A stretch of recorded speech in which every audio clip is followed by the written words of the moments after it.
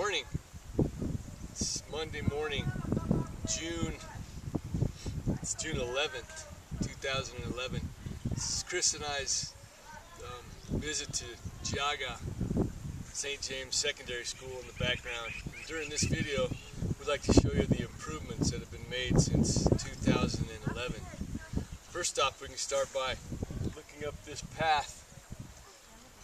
This cost 200 American dollars to carve this driveway into the grounds. Before, we used to just come in from the other side, but since Juliet's been here, they've opened up this path, so now the school has an entrance. And one of the main things is they put this fence up. Barbed wire fence goes all the way around the entire complex for the school. It is for security. The school has to be secure, that people aren't just walking through or driving through. The water hole for the town of Geauga is up over that hill to my left. They were cutting right through the property, disturbing the children. So we put the fence up. You can tell, the fence only has 2 strands of barbed wire on it right now. So as people know, we've been requesting to finish this fence. It's so close to being done. The only thing we need is about $300 for barbed wire would finish this up. It's very far. We'll show you as we walk. Some of the fence to the left over here only has 1 strand, trying to keep the animals out. So, but it's close. It's a little bit of help and we can have this fence done. These poles, the fence was actually built by the community. They dug the holes and planted the poles. So we're going to take you on a little journey today. We'll show you as we go. Here's a portion of the fence that only has 1 strand of barbed wire. It needs to have at least 3 or 4 strands to keep the cattle out. So, and it goes very far. It goes all the way up. I don't know if you can see it, but it's a big complex. This is the school garden for St. James Secondary School. The sponsored students are required to do community service as a way of giving back to the school and to the community, as kind of their way of saying thank you for the sponsorships that they receive. And so the ultimate goal of this garden will be for them to be able to plant mace and other fruits and vegetables, where they might be able to provide lunch to the students without having to pay additional money, which is what they're having to do right now. They made a really good effort, as you can see, in planting the garden this year, but they had some issues with cows and goats grazing in this area, and so a lot of it got eaten by the animals, which is another reason why we need to secure the compound with the fence. So we're going to need, as Dean mentioned earlier, some more barbed wire to keep the animals out. This is the current sanitation system, in other words, the toilets for all of the students at the school and the teachers. We have a total of 126 plus students. I think it's closer to 135 now. And next year we're going to be bringing in new students. With the new students, we're looking at an expansion of the sanitation system. We're going to need more toilets to accommodate all of the students that hopefully will be enrolled next year. So this is one of the items on the wish list. This is the kitchen where the meals are prepared for students and staff.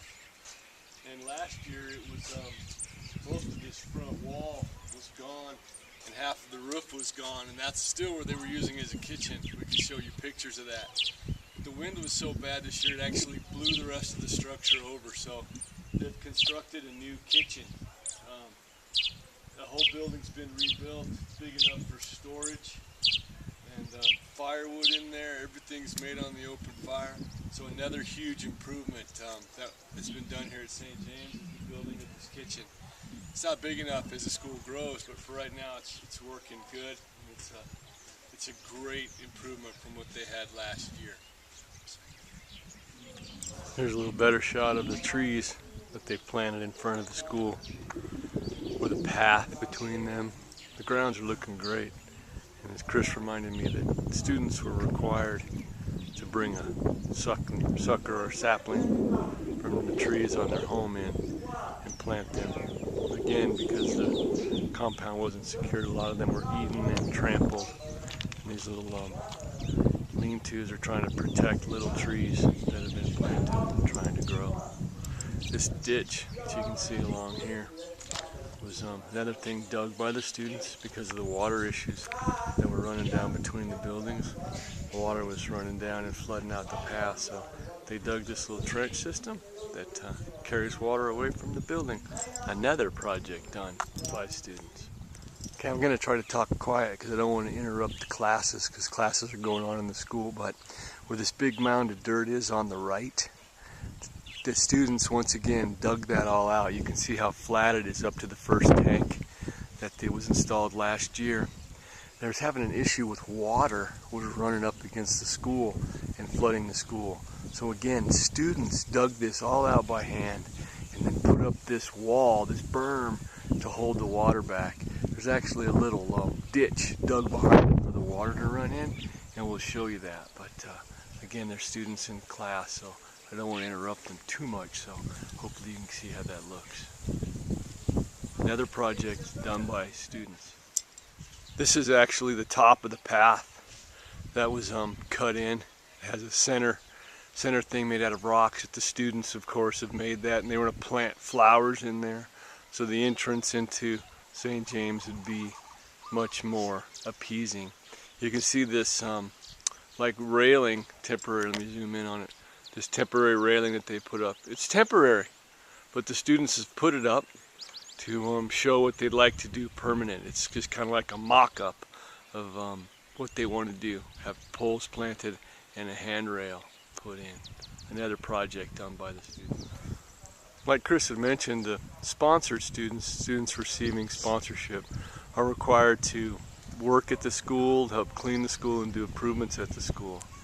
This path, this walkway that walks in front of the school, in front of both buildings, was dug out, and all the rocks were collected and put in by the students when they were on holiday. And you can see that there's another small one up front there that the students had done. So this is how they pay back. This is how they thank the sponsors for what they've done, and they work on the compound of the school. Out in here you can see trees that they planted. We'll walk through there a little bit, but all the trees on the compound, the students have dug the holes and planted the trees, and they're required to take care of them, to water them if they don't get water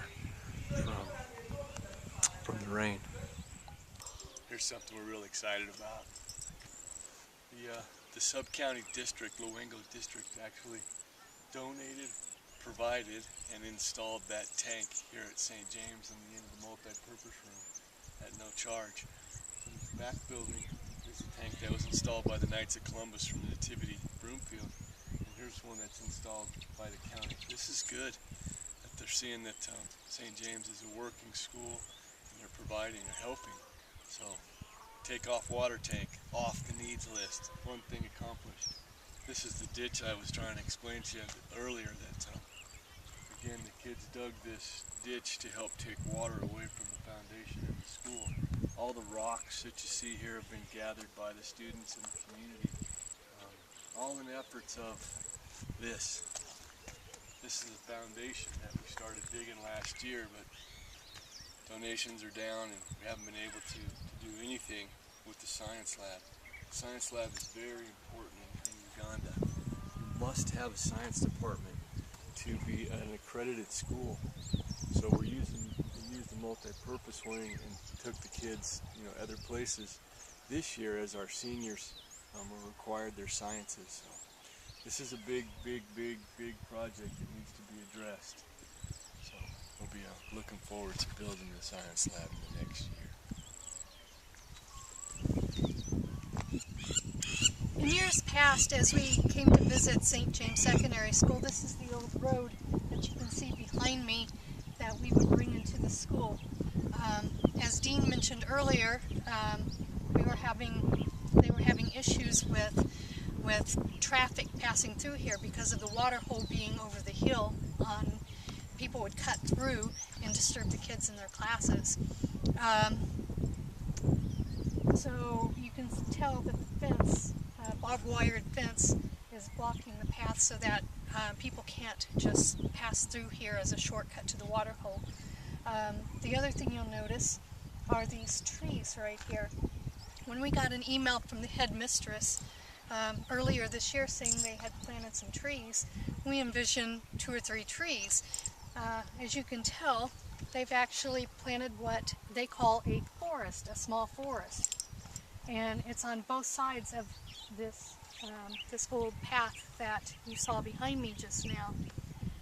These trees serve a couple of purposes. One, it serves to block the school and give it some privacy so that the kids aren't disturbed while they're learning. But then the second reason for these trees is to block the wind.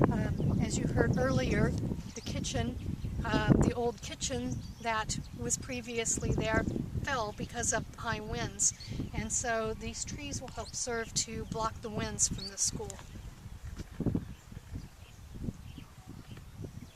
We're on the very, very far end of the compound, but hopefully you can see the fence up there, and as I just slowly turn, you can see that's the teacher's quarters for the primary school that's just up the hill. So that's actually the school that feeds down into St. James from primary. Then we'll turn and see that the school is there. Science lab was the foundation, it's not dug, and you see the new roof on the multi-purpose room right there. That blew off in the wind too. That's why it had to be replaced. It takes you all the way down. See some of the view of St. James. Come around and the houses are on the other side of the road that leads up to St. James. And that's a quick 360 of the school.